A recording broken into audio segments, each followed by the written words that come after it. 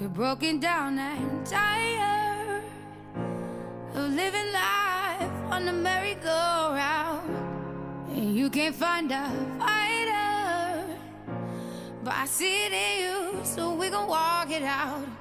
Ooh. I had a difficult childhood. We were homeless because of my mother's situation. She didn't have the best.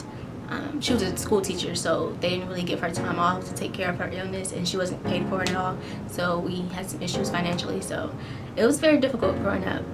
Also, I felt stigmatized sometimes because when you're in that situation, people always have a reason to say like drugs or you don't want to work. That's their reasoning for why you're in that situation, but they don't think about other reasons.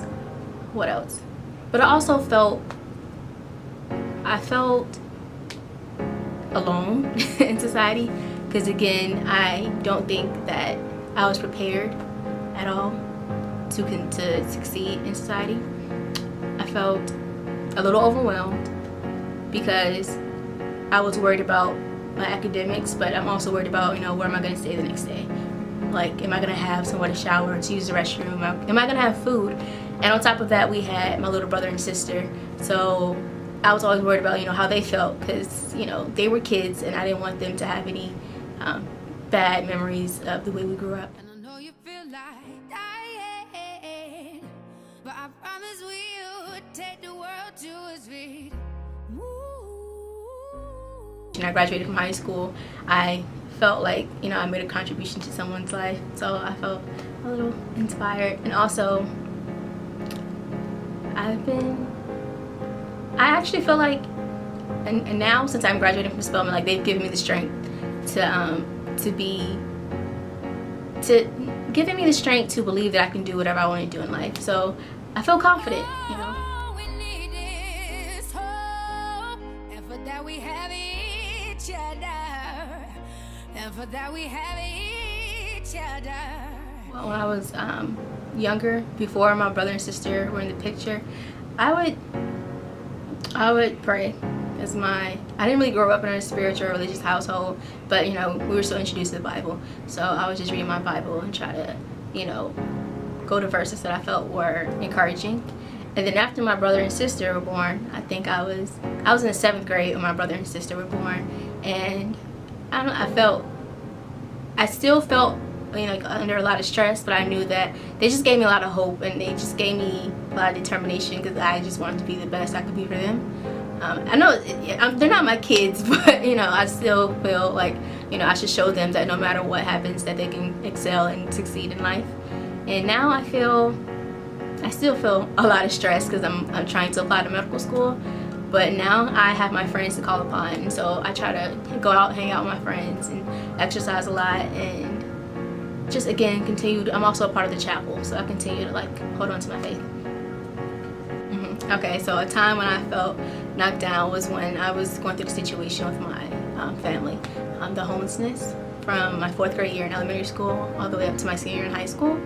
And I did overcome it by staying focused on my work and just believing that there will be a better future, and just trying to persevere and graduating at the top of my class.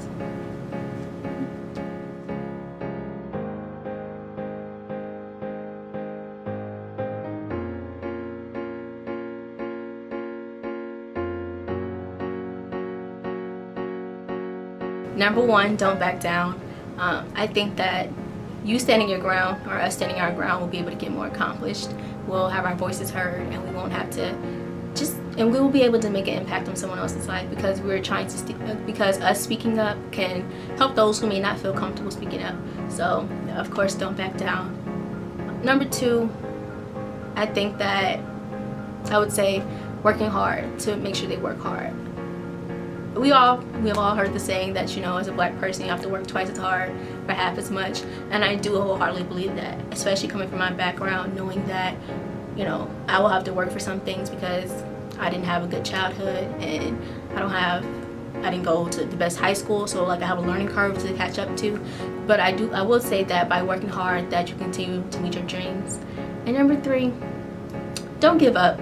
I think it's sometimes you just really want to give up because you think there's no light at the end of the tunnel, but I'm pretty sure, and I can attest to this with the utmost esteem, that there is definitely a light at the end of the tunnel, and you will definitely achieve every goal that you have.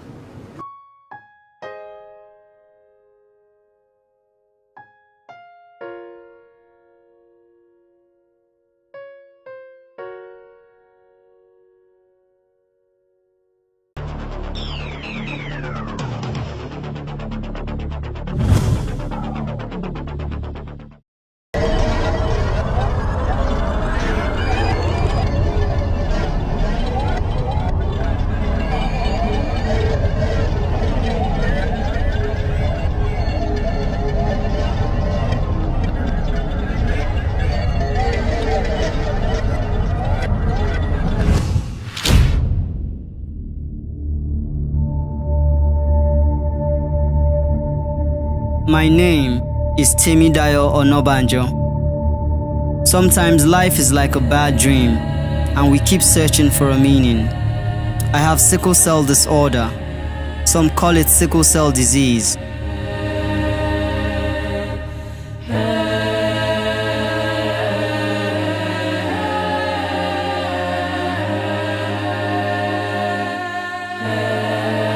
Sickle cell is a life thief, stealing away one's quality of life and leaves one with lifelong pain bouts we call crisis. Crisis may be mild, or it blows like a thunderstorm in a teacup. This condition is inherited. We all get our genotype from each of our parents. When they mismatch as SC, SS rather than AS, AA, it brings a world of pain and complications, eye and dental issues, and yes, AVN, the suffer puppy. A vascular necrosis. This occurs when blood doesn't get to certain joints like the shoulder or the hip bone. Bone death occurs. Sometimes, the medicine is the pain. I seem to fail so often, I even failed at suicide. Suicide is no answer. The answer is out there, I guess. Sometimes we just want to do nothing and let death take us. A death rehearsal. Not everything a sick person does makes sense.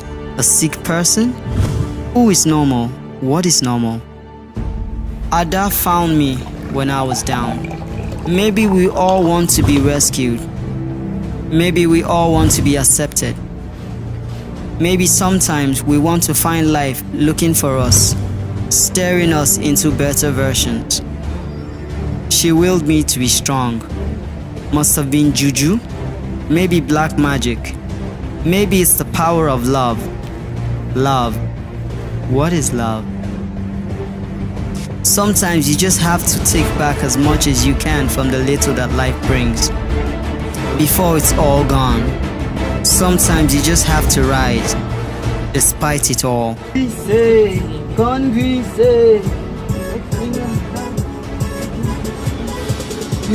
me? Do you hear me? Calm down. Get ready. Get ready. Still standing, still I rise and hold victory. Do you hear me?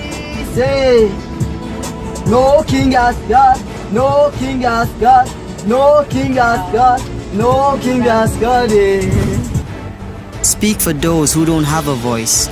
Speak for those who don't know they can ride. Be their motivation. Find purpose.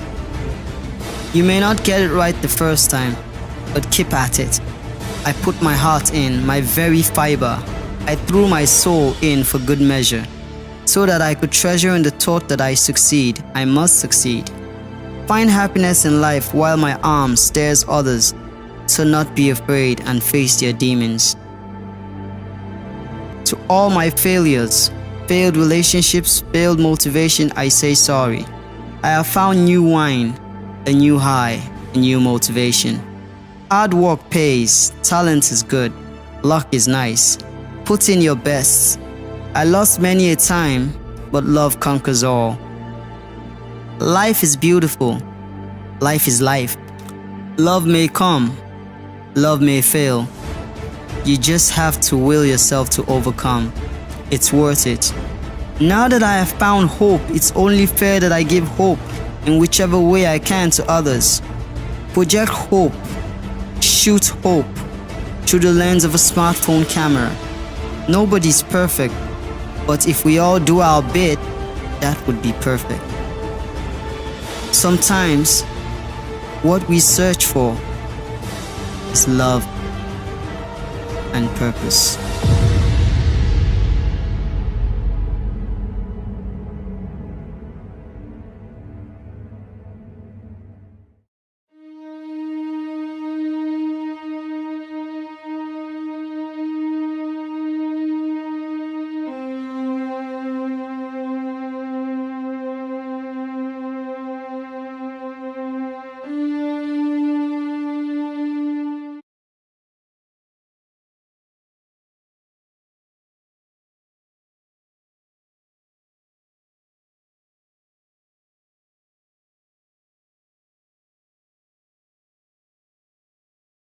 And we help to promote a safe and healthy environment by helping communities to organize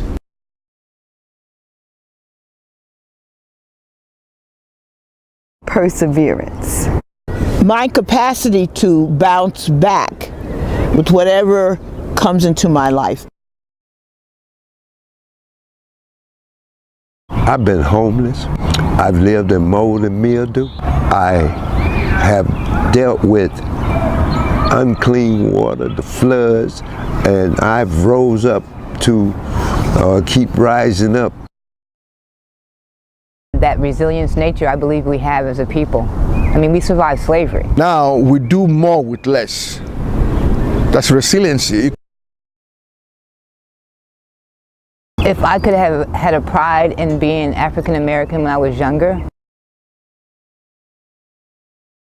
being poor, being black does not make us less of a people. If anything, it makes us stronger because we survived those circumstances. Those of you who want to know how to do helping us get resiliency have to be prepared to talk in reality about the world we live in and how it works and how it impacts on us. The community-wide wellness survey that we just completed in November.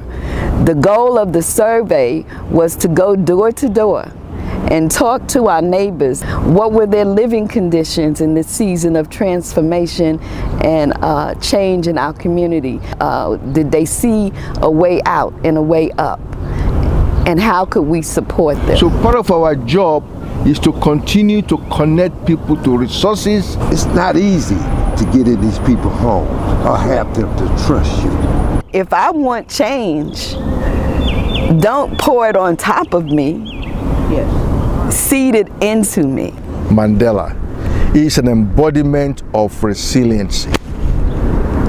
And I see that in these communities. When my daughter was about 3 years old, I got together with a group of women who had similar situations, and we formed an organization called Sisters Action Team. And in forming that organization, we were able to strengthen each other. Project Enact is a project that thrives on neighbor to neighbor and share with each other how we got over. How did we get the victory despite the challenges before us? So yes, I can. Yes, we do. Yes, we will.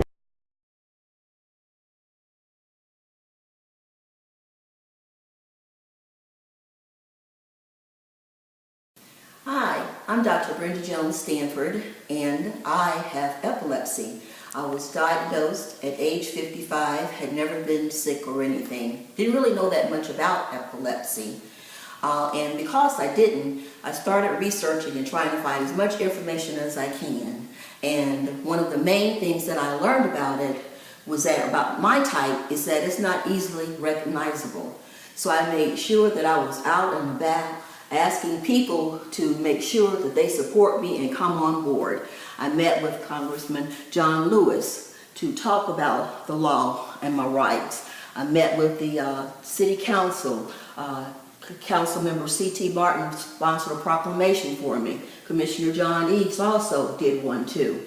I reached out to the fire and the police departments as first responders because they would be the first people who would come across me when I was out and about. And of course, I had the support of both of the chiefs. And so I met with them first and would make sure they understood all about me and what to do. Again, trying to talk to anybody who would listen. And while I was doing this, I always like to use music to describe how I feel. I've always done that. During my 32 years as a special educator, where I was providing accommodations for everyone, I always made sure that I always used music while I was promoting good character, positive attitudes, and being the best person that you could be. So I went out and I asked people to raise their hands in support of love.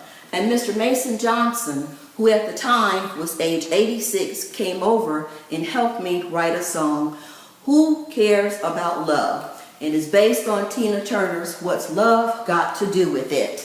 And everybody knows that I love Al Green. And he talks about different kinds of love and how some will make you do right and some will make you do wrong. And I'm putting on my glasses because it's a wrap. So here we go. So kind of bear with me a little bit. See what we got.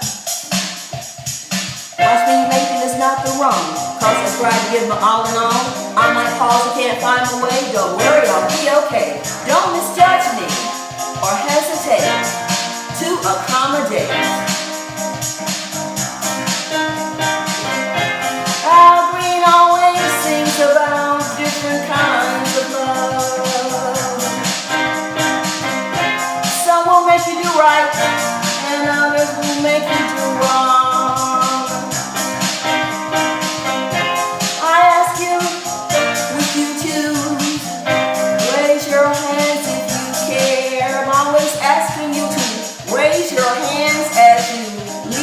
Others to victory with epilepsy.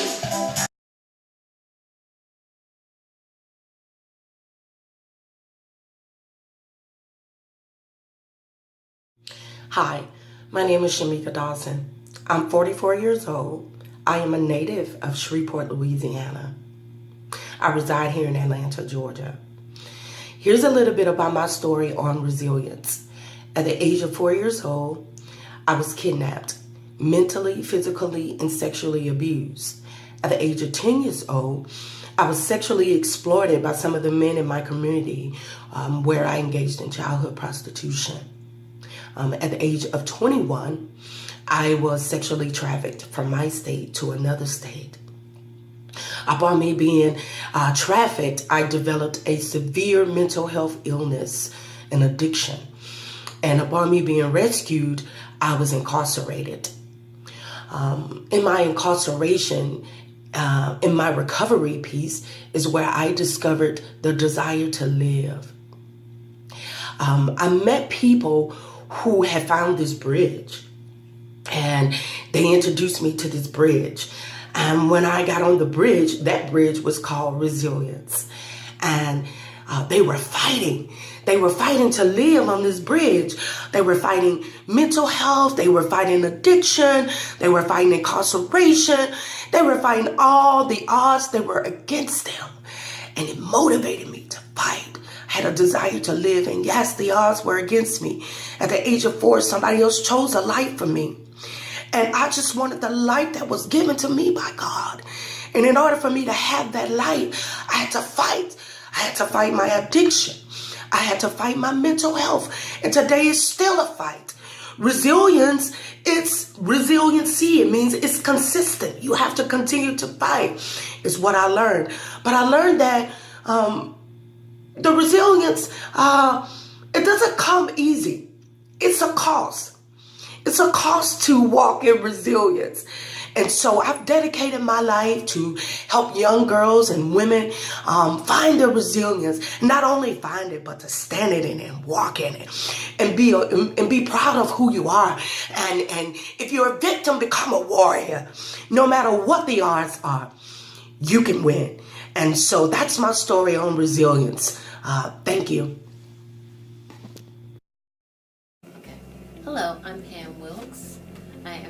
share with you my story about epilepsy because I am an epileptic. As a child, I had no earthly idea that later on in life I would develop epilepsy. So I'm going to walk you through, this is my story, this is my song. As I developed epilepsy, I learned to do things like this. Epilepsy does not prevent you from being active in your life. And I did this. And you'll see this. So as we go through my story, this is my story, this is my song, you'll see more about my life as an epileptic.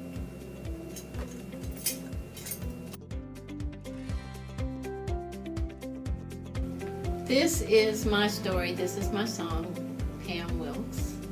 And I'm going to walk you through my life beginning in 1995.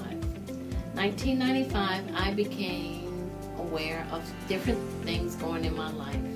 Numbness in my arms, numbness in my legs, tingling up and down my arms and legs, headaches, high blood pressure. For 10 years, I developed these symptoms, went to doctors back and forth. I was told I had TIAs, I was told I had Treacher Collins, Lou Gehrig's, I was going to have my myelin sheath fluid drawn from it, back and forth, back and forth. Just so many doctors for 10 solid years. And as I became aware of things I was going through, it just got worse and worse and worse until 2005. I had my worst seizure ever in Value City. It was at that time in 2005 that I was diagnosed with epilepsy. So as you look at my pictures, the video, you will see how epilepsy did not stop me from being a very active person. Horseback riding, getting in the water with beluga whales, volunteering. And at this point in my life, as you look at the video, you'll see that epilepsy is not the end all to your life. And I hope I can inspire someone to know that being diagnosed with epilepsy is a life that you can witness to others, to go to the doctor, to do what needs to be done, to take your treatment, take your medication, and be an inspiration to others. Epilepsy is not a death syndrome. It is a life challenge, but it will not stop you from being who you are, who God made you to be. I am a witness that epilepsy does not end your life. It is a new life. Yes, it has challenges, but it will not stop you from living life to the fullest. I am Pam Wilkes. This is my story. This is my song.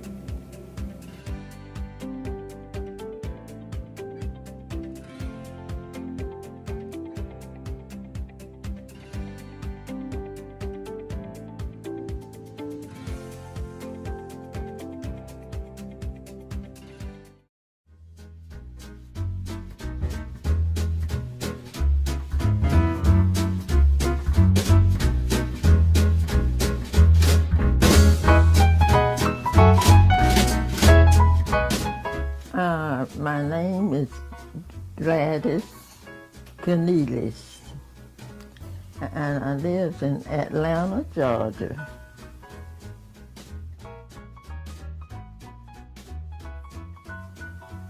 Relaxing and bouncing back.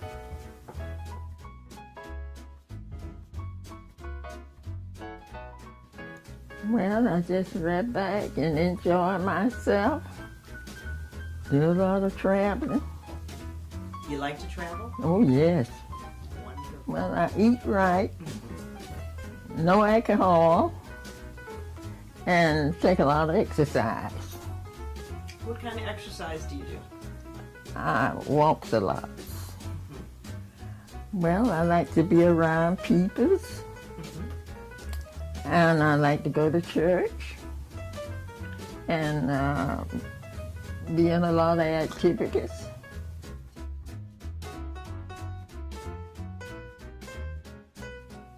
I try not to let things get me upset, but when I get a little upset, I just pray and ask the Lord to help me.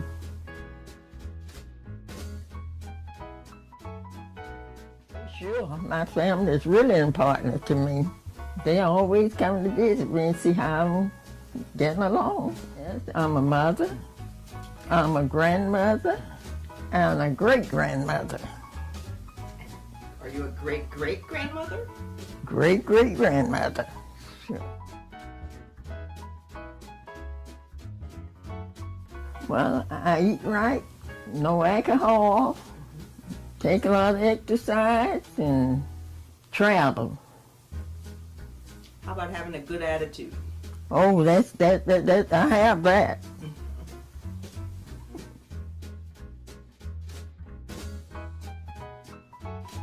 I'm in the Young and Heart Club, Council on Age, and the ELPS. Wonderful. And NAACP, I'm in the organization. Tell me about Young at Heart. Well, the Young at Heart, we have meetings and talk about different things, and we travel. You look like you take care of yourself. Is there a secret to looking how you look, as beautiful as you look? What's your secret? Well, thank you. You have a secret? Have a what? Do you have a secret to looking so good? Well, I just take care of myself and eat right. Yep, try to live right.